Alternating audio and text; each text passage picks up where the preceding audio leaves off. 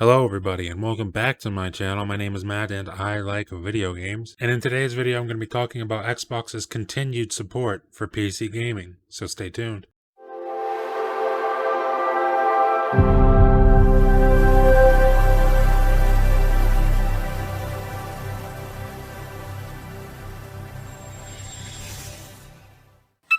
So we all know that Xbox has been on kind of a consumer-friendly rampage as of late, with excellent options for consumers like Xbox Game Pass and Xbox All Access. It seems like owning an Xbox and being part of the ecosystem has never been more accessible. Not to mention the heavily rumored Xbox Lockhart that's set to give gamers an insane value option for next-gen gaming, as it will likely be coming in at around $250 to $300 as what will most certainly be the cheapest next-gen console. And it's all these options that honestly just make me happy to be an Xbox gamer. But there is one other insanely consumer-friendly thing that Xbox does, and that is bringing all of their first-party games to PC. And as someone who's been heavily invested in PC gaming for the last 3 or 4 months, maybe 5 months, it really is amazing that I can sign into Game Pass on PC and not only play all of those games, but still collect achievements that go towards my Xbox gamer score. Which, by the way, I have desperately been trying to beef up my gamer score as of late. And it's nice to know that there are people out there who already have gaming PCs that will get to experience the next generation of Xbox without being forced into buying a console if they choose not to. Now, I've seen people try their hardest to spin this into a negative.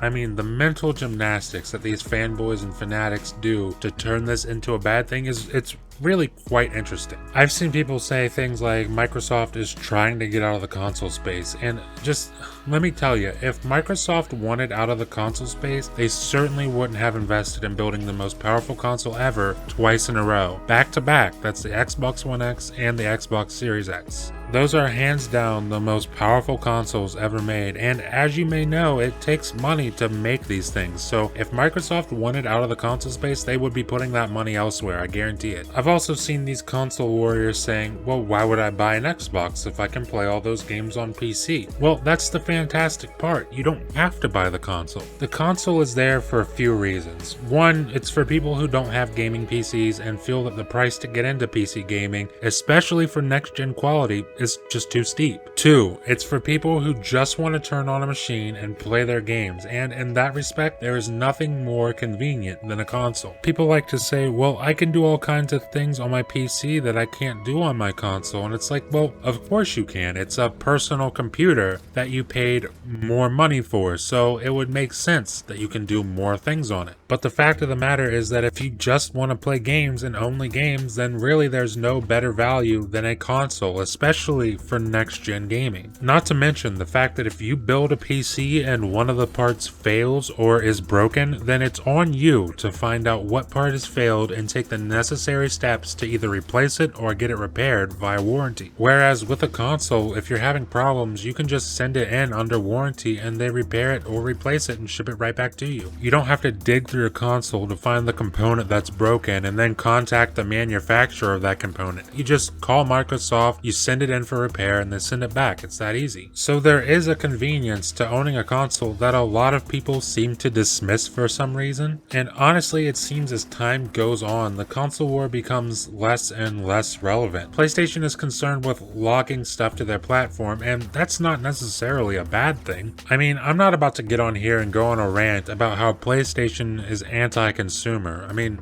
it's a business, and at the end of the day, PlayStation is simply playing the business the way that they do best. And that has generally been throughout this generation their exclusive content. Whereas Microsoft is focused on being as inclusive as possible with things like Game Pass, xCloud, Xbox All Access, and PC support. And quite frankly, both of these are viable options. PlayStation is focused on keeping its dedicated fans locked into their newest box, and Xbox is focused on bringing as many people as possible into their ecosystem, whether it's on console or PC, or even mobile. And don't forget that at the end of the day, even if you play these big Xbox games on Steam like Ori and the Will of the Wisps, Gears 5, Halo Infinite, that's still interaction with their product. you still have to sign in to an Xbox Live account to play these games on Steam, and a good chunk of that game's sales still goes directly to Microsoft. So whether you're a console gamer or a PC gamer, now's the time to rejoice, because it's an excellent time to be an Xbox gamer because you've got so many ways to join the ecosystem and enjoy your games. But what do you guys think? What are your opinions on how Microsoft is handling this transition into next gen, and what do you think about all the options they're offering us? Leave a comment below and let me know what you're thinking. Leave a like if you liked the video, and please subscribe if you would be so kind. Thank you for watching, and I'll see you in the next video.